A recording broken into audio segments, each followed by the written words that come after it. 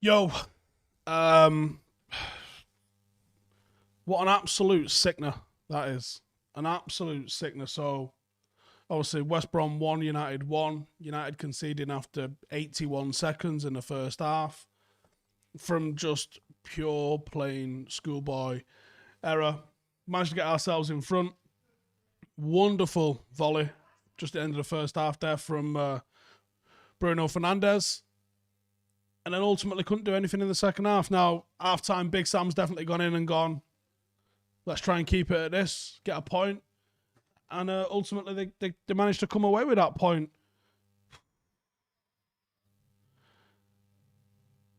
I think there's a couple of issues that I think people are sort of looking at. I think the big one, Lindelof. And I think the next one that they're looking at, maybe Fred in midfield, and then Tony Marshall. I was going to say Tony Marshall on the right wing, but the problem isn't that he's on the right wing, it's the fact that he's not on the right wing.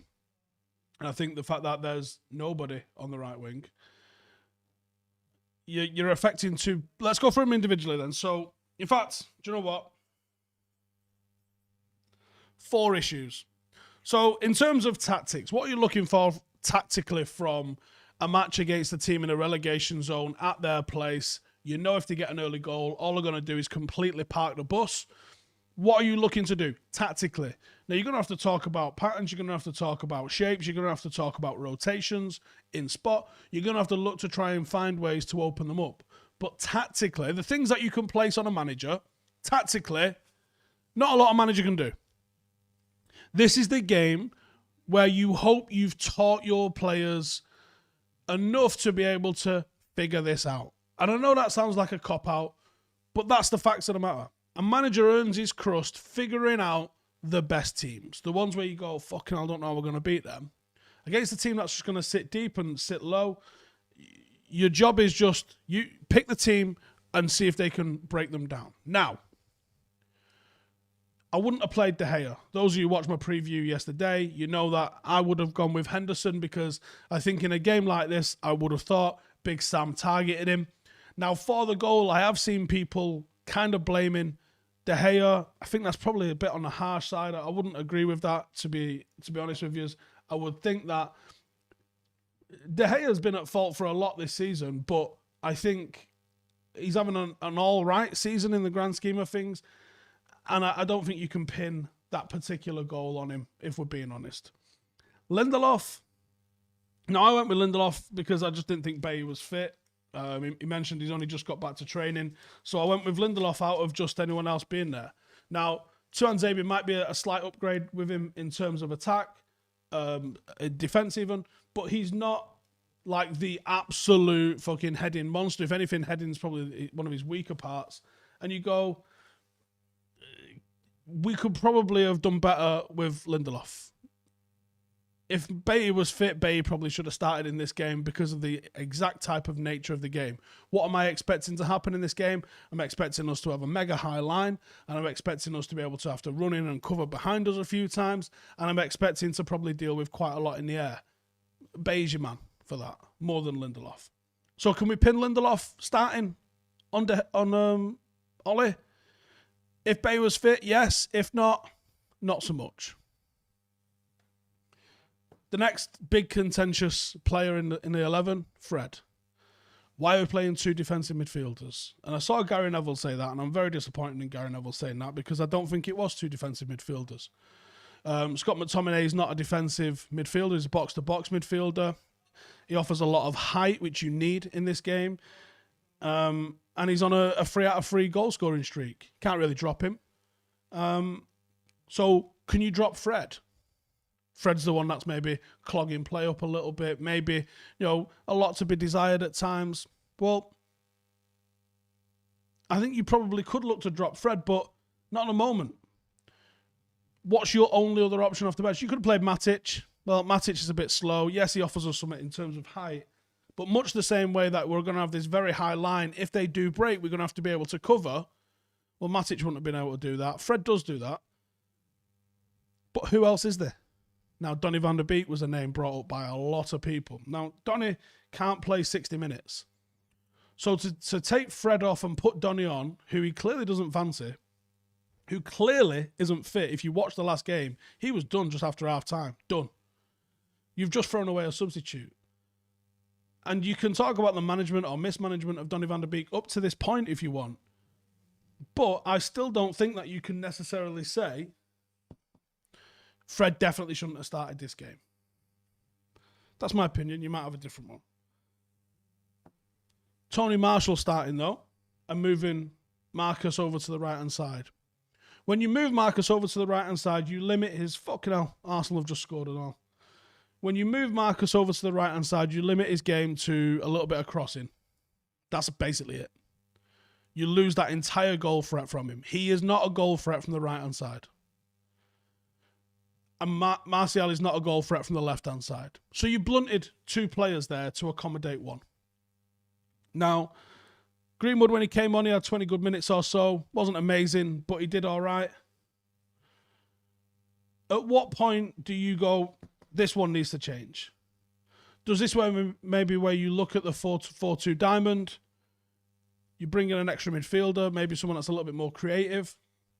Because sometimes what can happen is you can keep throwing forwards on against a low block. It actually does you more harm than good.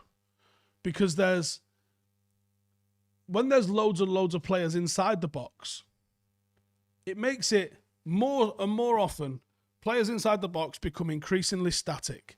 And static players are in the way of the goal. Static players are easy to mark, and it draws more and more players in, making it even harder to find gaps in the line that you're trying to break down.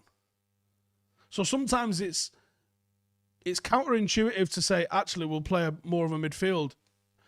To beat a low block, you have to switch it from side to side. Now, when you've got a player on the right-hand side who all he wants to do is come onto the left in Marcus, and when you've got a fullback behind him who, let's be real, it's not the second coming of David Beckham. Your ability, and then you've got nobody in the middle because you've got no Paul Pogba that can do the switching. Maybe you are better just having more midfielders. So, I would say the one thing that probably the 2 things. I think Lindelof, if fit, Bay plays. Tony Marshall playing on the left ahead of Marcus. Greenwood just looked far better. And at what point do you... I know he was ill today, apparently, but at what point do you just say, give Diallo an opportunity? Give someone else an opportunity. The squad isn't super, super deep, but there's a couple of options there that I wouldn't mind to see trying out. The problem is we've got no other forwards. No other forwards. Cavani gets injured. Marcus is currently out of form. Marshall's not had form all season. Who else is going to score the goals for United? You're relying on Mason Greenwood. It's mismanagement. You know, we take the piss out of Liverpool because they're crying about losing 3 centre-halves. Well, if we lost 3 forwards, we haven't got 3 fucking forwards to bring on. What you're going to do, bring Dan James on. Dan James against a low block is no good whatsoever. No good whatsoever. Yeah, the disciple of Ollie says, I thought Greenwood was mint when he came on. I would agree with you, mate.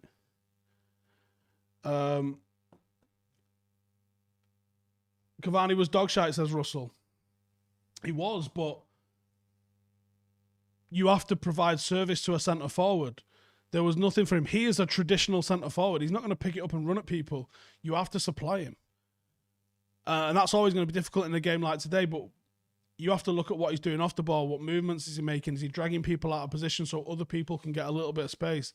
That's the sort of work a centre forward does. Will do us. Refs poor again, team poor again. Tony did nothing, says Adam. Yeah. I feel like this team needs some sensible investment. It's not necessarily hundreds of millions of pounds. I look at the Wolves game today and I go, do you know what? I put £100 million on the table for Adama Traore and Ruben Neves and walk away with a pair of them. I think that'd work.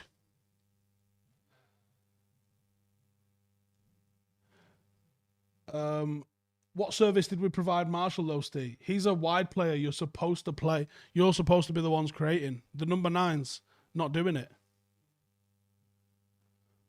And CTB says, today reinforces the fact we need a right winger. Big time. And yeah, Jeremiah, we're not going to get consistency when we play them in different positions all the time. Yep. And I thought we missed Paul Pogba today. I thought Paul Pogba would have probably had a great game today against them. He's good, he's physical, great in the air. I think that's the sort of game that really would have suited him. Callum says, coaching isn't enough. Conceding early all the time, defending set pieces like we're blind, incapable of beating low blocks. Well, low blocks work. Low blocks do work. You can't deny the efficacy of a low block. There's a reason teams go to them. They're fucking difficult to deal with. In terms of defending set pieces, I would agree with you. That is on the coaches. We've got to be better at that. No arguments there for me whatsoever. We absolutely have to be better on that. It's simply not good enough. Listen, like the video if you're fucking depressed and are sick of this fucking way United treat us at the moment. It feels like it's personal at this stage, doesn't it? I'm going to go to the Discord group in a second and see what questions are on there. But before I head over to the Discord group, come and follow us on Twitch. The link, I don't think it's in the description, but it's twitch.tv/Howson, STEHOWSON. I know some of you are watching on Twitch at the moment. But come and follow us on Twitch. Afterwards, me, Joe, Adam, Alex, whoever's around, we're going to be doing a little live after this. Just having a drink and sort of chewing the fat a little bit. Quite an informal thing. So if you want to come and watch us do that, that will be on Twitch. Probably in about half an hour or so. If you want to come and join us. Also come and follow us on there because there'll be some stuff coming out on there too. Right, this is from the Patreon group. If I can find the chat, everything's gone dead slow.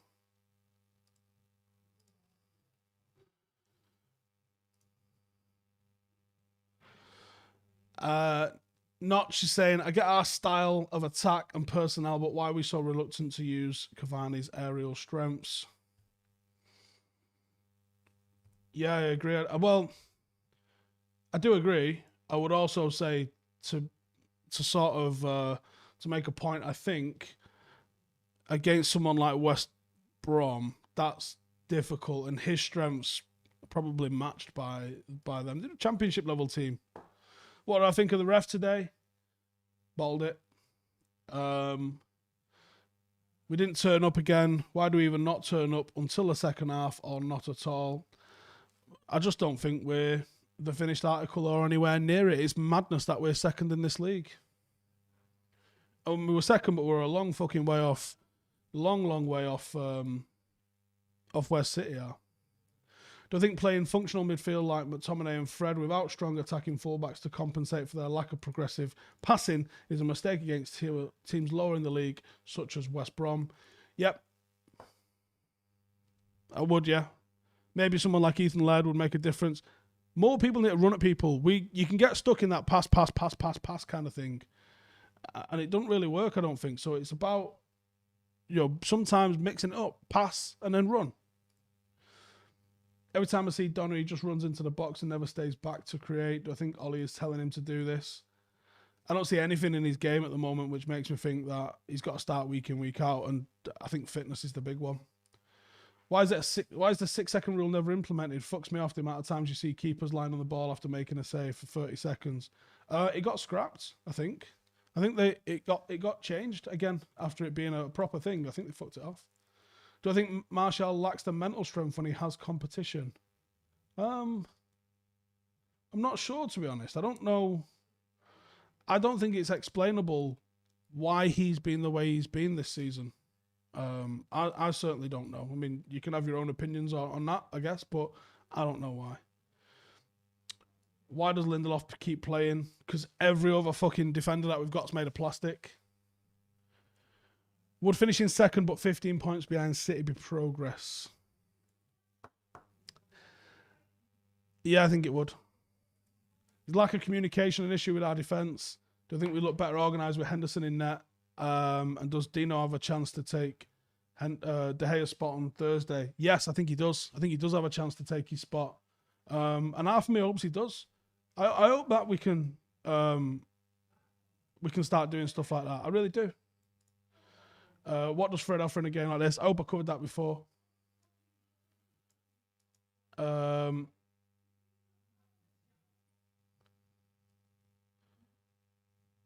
see what comments we've got here.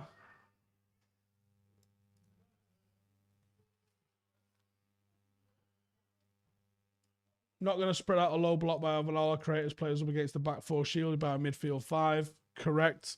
Need to be able to put the ball in dangerous areas and create angles. Yes, it's about manipulating the space. You've got to pull people out of their positions. When they just sit there and go, fucking do whatever you want, we're not asked. You're not going to beat them by that. You have to move people around.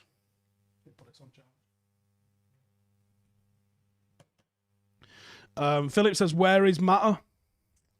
I don't know what's going on with Mata, to be honest, and I don't know why he wasn't even on the bench today. I think this computer's about to die, so I'm going to wrap it up there.